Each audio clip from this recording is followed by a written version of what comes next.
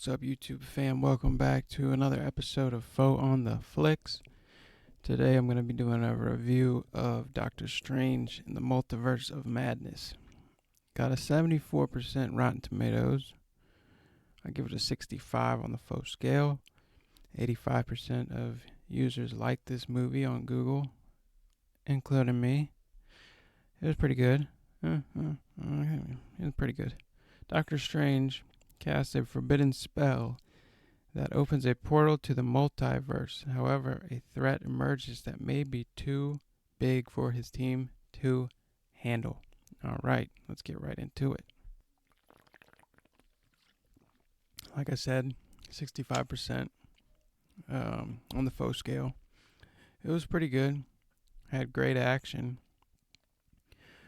You get to see a lot new Marvel characters. Some you might not even be familiar with. Me, I'm familiar with because I play Marvel Contest of Champions, where you pretty much, it's like Mortal Kombat with Marvel characters, and yeah, you get pretty much all of them. So there's a ton. But in this one, we get to see Black Bolt, a female Captain America, which is Steve Rogers' wife, I think played by Haley Atwell. Another version of Captain Marvel, and Mr. Fantastic, played by John Krasinski. And Lashana Lynch she plays the other version of Captain Marvel. And then we have Baron Mordo. Mordo's a beast. He's my most strongest hero in the game. So it's pretty cool to see him. I would have liked to see him fight more. You only get to see one fight scene with him, I think.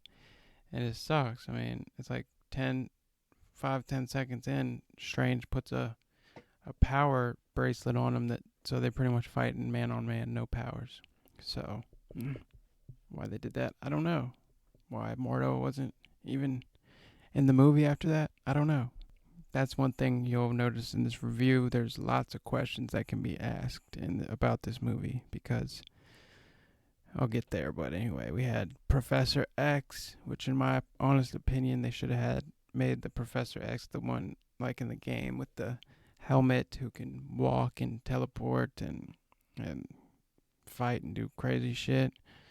But they went with the throwback, which is weird because this universe, I guess, is the same one as the Marvel movies that had Patrick Stewart as Professor X. I mean, I thought that was our universe. So many questions can be asked. It's very confusing, but you get to see Professor X in the chair, still crippled and whatnot. And overall, it was a pretty good movie, though, for like a Marvel movie. It had a great pace. Never really got boring at all. Lots of new agey stuff. But doesn't mean it was bad, but yeah. You also get to see Rintra, the like moose fighter guy, who's like a human half moose with a moose head or some shit, or like a deer head. But you barely get to see him fight. Sorry for the spoilers. I'm not gonna do too many, but yeah, you don't see any fighting from Rintra, which was kind of a letdown. There's a little bit of an issue with the plot, in my opinion. I mean, they're doing the whole multiverse thing now, which pretty much means there's no rules, like, at all. And at first, Scarlet Witch turning bad kind of rubbed me the wrong way. Spoiler, that's the threat Doctor Strange is facing. Scarlet Witch gets possessed or something by this book called the Darkhold, which is pretty much like a dark demonic book that changes you into evil or makes you not think straight. And she's basically obsessed with these dreams she has of her children, her and Viz's children, aka Vision, who she blew his head apart. And so she has a great idea that if she kidnaps this chick, America Chavez, spoiler, and takes her fucking power, she can just go to that universe and live with her children and be happy ever after. Questionable plot, maybe, but it was a lot of fun, and At first, I was like, "What? Scarlet Witch bad? I don't believe that."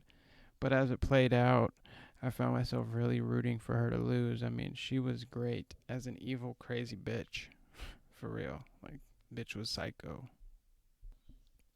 And there's like a lot of what ifs and lots of questions. And for example, I had an issue with Wong easily, pretty much. Oh shit, that could have been bad. What's going on here?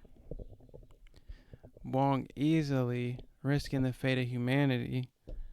I mean, over the lives of Rentra and like 4 or 5 students that are getting tortured. Scarlet Witch is like, she's like, where's the fucking spell at? Where's the book? Because chick destroys the book. Spoiler again. Yeah, this is going to be a spoiler review. I'll put that in the fucking notes. But anyway, Wong, yeah, he's just like, I won't tell you anything. You have to kill me first, or whatever. And she's like, okay. Starts fucking torturing Wong's friends, and he's like, okay, it's at Gundam or whatever the hell the place is. I forget. It's at this. He just pretty much spills the beans. And then she's like, okay. And he's like, but no one has ever survived the trip there. And she's like, perhaps we'll be the first. And then he's like her escort. It's like, what? Come on, dude. But anyway, it's good and it serves a purpose later on, but I'm not going to give you everything. There are lots of spoilers I'm giving, but not everything. And here's a big spoiler coming up. I had a problem with the powerfulness of Scarlet Witch. I mean, this other universe's heroes supposedly defeated Thanos, right? And they got all wiped out in about less than 5 minutes from the Scarlet Witch. And among those were Fantastic Four, Dr. Reed, Mr. Fantastic, sorry, and Captain Marvel, played by the black chick, I forget her name, and Captain America, but it was a chick Captain America, and then Professor X, who sucks, gets his spoiler, and Black Bolt, who is a beast. I love playing with him in the game. He's a fucking powerful ass dude, but it's so dumb. I mean, John Krasinski, aka Mr. Fantastic, is looking at Scarlet Witch and he's like, "Don't you know Black Bolt can obliterate you with one whisper from his mouth?" And Scarlet Witch says, "What mouth?" And then Black Bolt's like, blows his own head up. That's another thing. They don't shy away from death.